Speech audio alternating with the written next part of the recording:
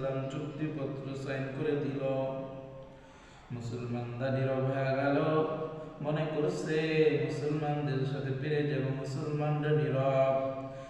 যে মুসলমান কাফেররা যখনই ওয়াদা ভঙ্গ করিয়া চুক্তি ভঙ্গ করিয়া মুসলমানদের আক্রমণ করলো, সাথে সাথে মক্কা বিজয় হয়ে গেছে। ইসরায়েলি বাহিনী তোমরা শুনিয়া রাখো, তোমরাও বেশি দিন থাকতে পারবে না। তোমরা ওয়াদা ভঙ্গ করছো, চুক্তি ভঙ্গ করছো, তোমাদের ধ্বংস অবিনার্য।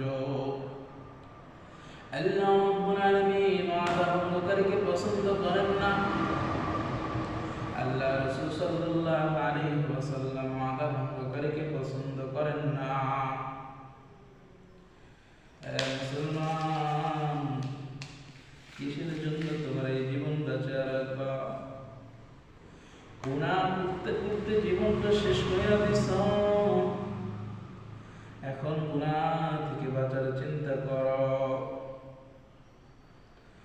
আর কত গুনাহ কামাইবা? একটু তাকা দেখো না বাইতুল আকসার দিক। আরে কত মা কান্দে আমার সন্তান নাই, কত বাবা কান্দে আমার সন্তান নাই। মুসলমান ইমানদার, কত ভাই কান্দে আমার বোন নাই, কত সন্তান কান্দে আমার বাবা মা নাই। তুমি আর আমি বাংলার জমিনে বৈশা কত আনন্দ ফুর্তি কইরা কাটাই। সামনে ঈদুল ফিতর, আমরা তো খুশি আনন্দে কাটাইব। আমার মুসলিম ভাইয়েরা কিভাবে কাটাইব জানি না, না জানি বোমা হামলার উপর কাটে। ও মুসলমান, অর্থ দেয়া না পারো, দেয়া না পারো, অন্তত মসজিদের পিলারের সামনে পয়সা একটু 2 ফোঁটা চোখের পানি চাইরা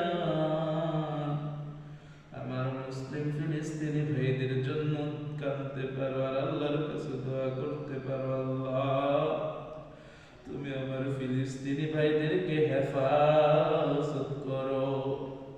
আমার ফিলিস্তিনি ভাইরা বড়